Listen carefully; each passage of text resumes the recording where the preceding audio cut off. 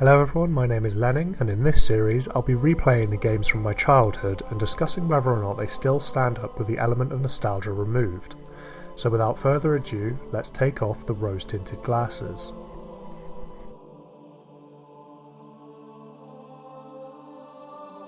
I first played Halo at a friend's house as I didn't own an Xbox until just before the 360 was released. It took some time to get used to the controls, but I was immediately hooked.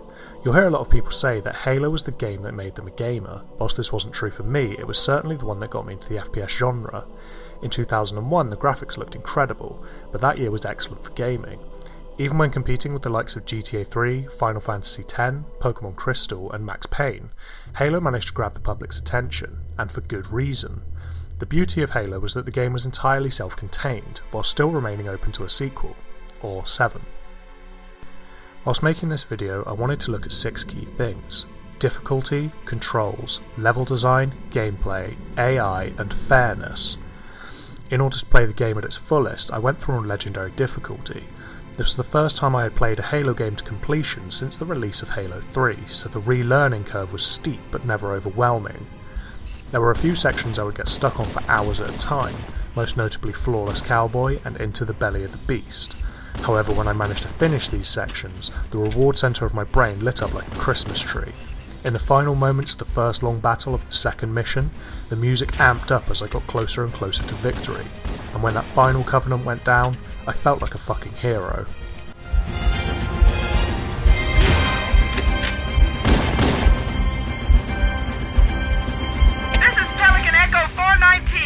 The rest of the mission went fairly well, with minimal deaths and managing to save all but the final group of Marines. The next mission stepped things up a gear. In what was simultaneously my favourite and most frustrating mission, Truth and Reconciliation set the tone for the rest of the game. On easier difficulties, it can be said, and rightly so, that Halo is a power fantasy. Putting the difficulty to its highest makes it more like a survival horror. Throughout the game there were many times where the only thing stopping me from moving on was my lack of a sound strategy. The AI is smart. It knows when you're weak, it knows when to hide from you, and it knows how to flank you. You can't beat this game with brute force. You need to learn how the AI thinks and outmaneuver it. While a lot of moments can seem unfair, I can honestly say I never felt cheated. The scattering between checkpoints is generous, even if it doesn't seem like it. There were a couple of times where I would restart an entire level because I had checkpointed in a bad place, but every time that happened it was my fault. Halo doesn't try to deceive you as newer games do. 6 years later would see the release of Call of Duty 4 Modern Warfare, and while critically acclaimed, it didn't have the same element of fairness. Infinitely spawning troops and enemies pinging to you if you so much as sneeze near them were just a couple of its problems. Halo doesn't need to use these cheap tactics. If you leave the Covenant alone for a while, they'll lose you, and you can reposition to regain the advantage. Aside from a few flood spawn points, there are always a set amount of enemies in any given area, meaning you can dip in and out of combat to pick them apart slowly. This worked especially well in the hangar of Truth and Reconciliation, both times. It was a long slog, but I got through it with patience and perseverance. There were a few times where I wanted to give up, even going so far as to stop for an hour while I had a bubble bath and a cup of Earl Grey. I wish I was joking.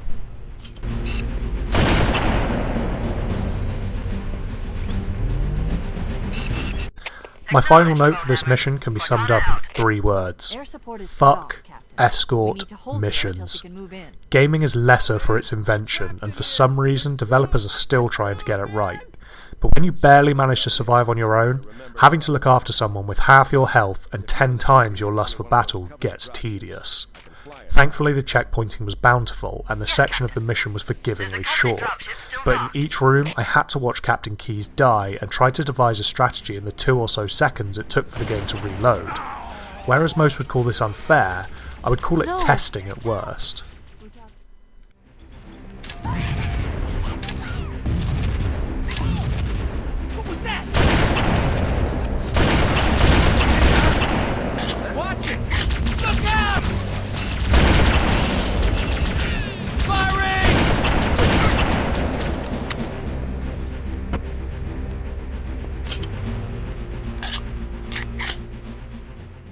At this point I had really gotten into the rhythm of how to play the game by its own rules, that is, taking out the minions as fast as possible so you have more breathing room to deal with elites. I seemed to fly through the silent cartographer. Where it had taken me 2 days to get to this point, I beat this mission in a little under an hour. Not only had the difficulty dropped slightly due to having access to better equipment and power-ups, but my skill level in dealing with the enemies had spiked. Hunters were an inconvenience, jackals were as easy to kill as grunts, and invisible elites, weirdly enough, were easier to stick than the regular ones. I had begun to plan ahead. While working through the internals of the structure, I figured I would probably have to fight my way out again, so I left plenty of pistol ammo and a health pack for the return journey. The silent cartographer is a testament to Halo's map design, and it's a shame the developers couldn't follow suit in later missions. Having such a large area compressed into an island and an underground bunker makes the game feel like it has purpose. As many have said before, the library falls flat in this category, but more on that later. Working my way up to the control room was like running a marathon through treacle. It took a long time to get right, but it was a return to the tight corridors akin to the Pillar of Autumn. This made it a lot easier to bunker down and wait for enemies to come to me rather than going balls to the walls. The difficulty from fight to fight had remained, but the entire journey wore a little thin. It probably would have been more enjoyable playing with a friend, rather than alone in a dark room with only the dim glow of the monitor to keep me company. When I finally made it back outside, I saw the third incarnation of Sergeant Johnson standing next to a Scorpion tank, and my mood was suddenly elevated. It was my turn to do some damage. The power fantasy was back.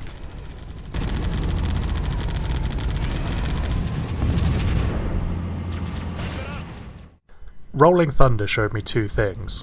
1. The vehicles in this game are all very well balanced for combat, and 2. Vehicles were an afterthought. The handling of the vehicles is difficult at best and abhorrent at worst. My biggest gripe was that the tank couldn't move and fire in different directions, meaning I had to be driving straight towards a Wraith if I had any chance of taking it out. I still appreciated the extra firepower, even if I only had it for a short time. After this section, the real monotony began.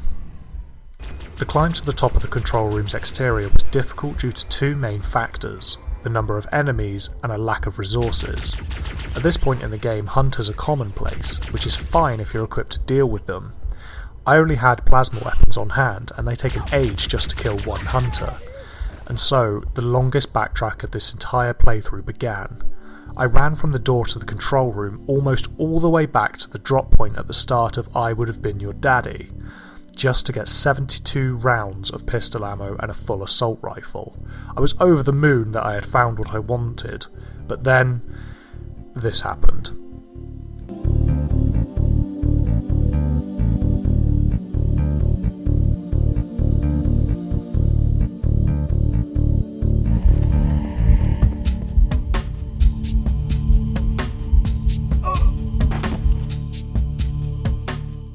A momentary lapse in concentration had cost me nearly 30 minutes, so I tried again, and when I made it back, I made a stupid mistake. On my first attempt before the backtrack, I had used a shade turret to thin the enemy ranks so I could move in, and was killed by the last elite, typically. So I went for the same tactic, only this time I forgot about the golden sword elite. I missed 3 stickies in a row, he cornered me, and I realised it was time to quit the game and start again tomorrow. The next day I was more determined than ever. I made the long trip back to get the ammo, and knew that this time they wouldn't beat me. This section was old hat now. Mow down the grunts, wombo combo the elites and jackals with the plasma pistol / magnum shot, and move on. The next section I'd completely forgotten about, and it was a nice change of pace. Making my way slowly through a swamp with creepy atmospheric music really set up the reveal for the flood, and the entire mission through the underground bunker was a blast. Having the mixture of tight corridors with an enemy that could easily overwhelm you kept the game at an exhilarating level. When you fight your first flood forms, none of them are armed, and it seems like they're just another set of cannon fodder, but once they start spawning with pistols and assault rifles, you need to step up your game. The most effective tactic I found before picking up a shotgun was to aim for the shoulders. A flood form can't be armed if he isn't, well, armed. I have to give credit to the developers. Although the cutscene revealing the flood is almost at Kojima levels in length, it's all relevant and really fleshes out the characters of Johnson and Keyes. There is a stark difference in the reactions to an unknown threat between the 2 ranking officers and their men. Seeing the scene from first person gives it an interesting perspective. When Jenkins refuses to fire his weapon, there is some head movement and Johnson says, "There are too many, Sarge!" Don't even think about it, Marine! To my mind, there are two interpretations to this line. Either the Marine was going to run, or he was going to shoot himself. Since the camera didn't turn away, I'm more inclined to think it was the latter, and just like that, the game went back to its survival horror aspect.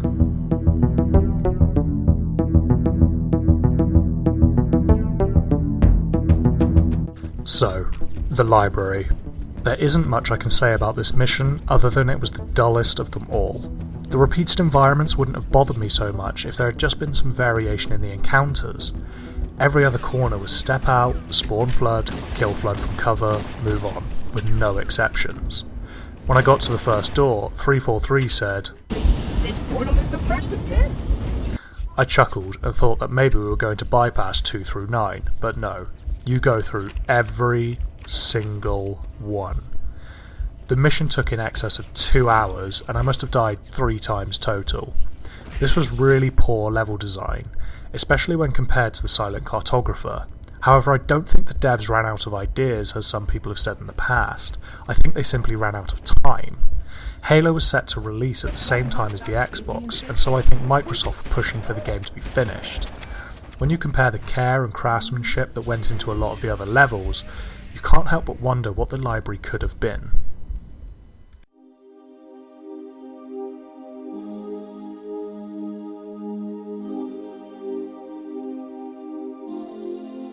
The opening to 2 Betrayals, for lack of a better phrase, really does drop you up shit creek without a paddle. It resets your weapons to a plasma pistol and shotgun. This would be fine if the first fight wasn't in a huge hallway with very little cover. The initial battle took me a few tries, but I eventually made it back outside. Clearing out the tower's exterior was fairly easy if a little long-winded. During my time fighting the Flood, I had gotten fairly well acquainted with how all the weapons worked, and this helped a lot. The next section of the mission was to destroy 3 energy beams in 3 vastly separate locations. This was probably one of my favourite parts, as each encounter gave you time to set up, and each one required something different. The first had me fighting sentinels. Human weapons do almost nothing to them, so I had to make sure I had a plasma rifle on hand, and keep a good position so I could take them 1 or 2 at a time. The second was a flood room with a handy vent to hide in, meaning I could pick the flood apart over as much time as I needed. The third was another sentinel room, but introduced a new type, shielded sentinels. The journey to the second beam was one of the strongest sections in the game, both in terms of combat choice and secondary storytelling. It opened up a new option to just let the Flood and Covenant fight, so you could sweep in and finish off the weakened victor. But it also showed that the Covenant really didn't know how to handle the Flood, and were just as overwhelmed as you were. There are a couple of areas where I had to fly a Banshee to get to the next point, but it was also a great tool for taking out the enemy from a safe place. The section with 2 wraiths I tried time and time again, until I decided to go for the balls out strategy of charging to cover with my ghost, taking out 1 wraith and dealing with the rest from the sky.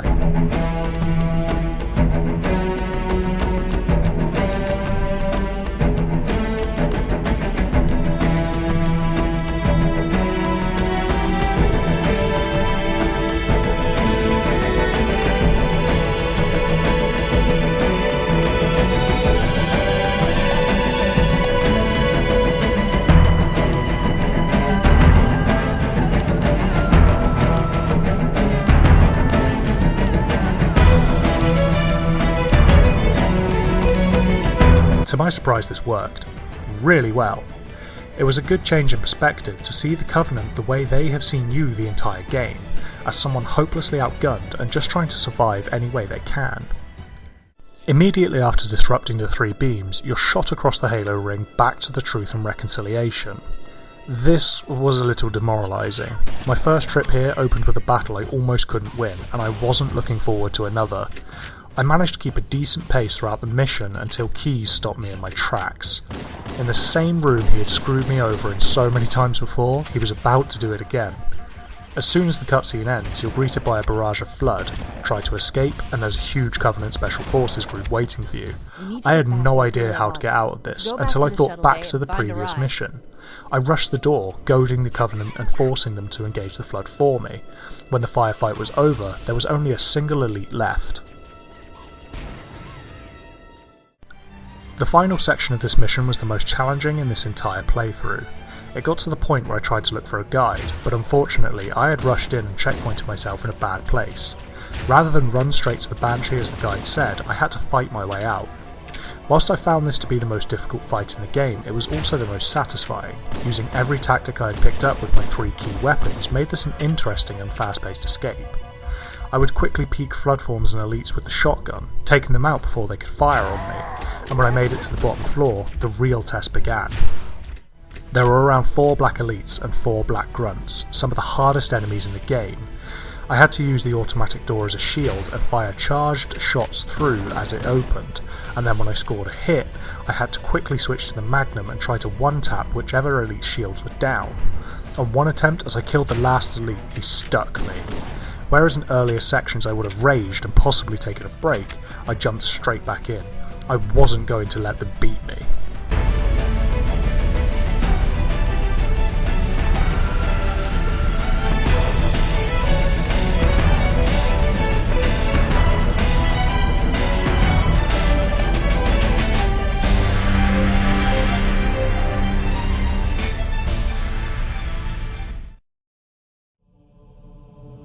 Returning to the Pillar of Autumn did make me a little sad. I'd spent so much time and left so many bodies in my wake for it all to end where it began. Although it was fitting, I knew I was going to miss the journey I'd been on. I don't have much else to say for the final mission, as it was one of the easiest, but there are a couple of things I wanted to bring up. The platforming in this game sucks. Thankfully there is very little of it, but the jumping just wasn't made with precision in mind. When triggering the explosion within the engine room, I was constantly knocked down because my jump didn't go the way I expected it to. Secondly, I don't think 343's dialogue was necessary when fighting through the engine room. He only engages you when you're on the bridge, and it just didn't feel right when he talks to you in engineering. Throughout the game I encountered very few problems that weren't my fault. Checkpoints were good, resources were spread evenly, and there was usually a break between big battles. Halo is nothing like I remember it to be, but that's a good thing. It's a much more well-rounded and full experience to me now than it was when I was young. Other than the jumping mechanics being a little floaty, the control you have over the Master Chief is rock solid. The shooting feels good, the guns feel like they make an impact, and because of the way the game plays, every kill is earned. Even if I got lucky with a grenade stick or set off a chain reaction that took out a group of enemies, I had earned those kills through sheer determination. Almost everyone has heard the name Marty O'Donnell, and if you haven't, why? The sound design in Halo is some of the best I've seen in a game to date, not just in terms of sound effects from weapons, vehicles and so on, but in the music too. I stated earlier that towards the end of the first major battle, the music ramped up as I was about to win. This isn't just good timing, it's by design. The music for Halo is built in stages, with certain trigger points starting up different sections. Things not going so well, the music dies down and becomes more melancholic. Turning the tide in a fight, here's some more inspiration. There were 2 main pieces that stuck out to me on a personal level. One I've mentioned before, and the other was on the way out of the bunker in Silent Cartographer. When the guitar riffs kicked in as I was popping heads left, right and centre, I got goosebumps. The music gave me the incentive to press on and win.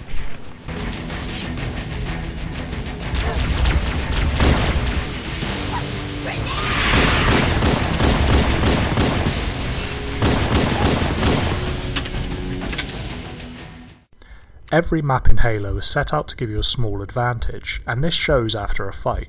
During my longest backtrack, I had time to look over the carnage I had caused, and it was humbling. There were hundreds of bodies, and I had taken out every last one. It really puts the game into perspective when you see just how drastically outnumbered and outgunned you are, only to come out on top. Looking back on what I'd achieved made me seem like I was overpowered, but I knew I wasn't. I had to use every ounce of skill I had attained to overcome those obstacles, and it felt good.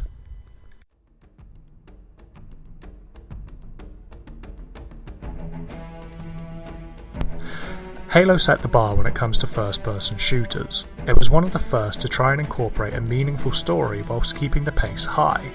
There are a great variety of weapons, each with their specific purpose. The shotgun is good against Flood and elites, but does minimal damage to Sentinels. The plasma rifle is good against Sentinels and shields, but almost useless against the Flood. and the pistol is good against everything. This rock paper scissors type gameplay has been seen since, but Halo was the first one to really nail it. Restricting you to 2 weapons means you have to prepare for every fight. Knowing what you were up against was half the battle. In previous shooters, you had a whole catalogue of weapons at your disposal, meaning you were always ready for everything. For a game that is almost 16 years old, Halo stands up remarkably well. It may not be the way I remember it from my childhood, but it is certainly a game I'll never forget.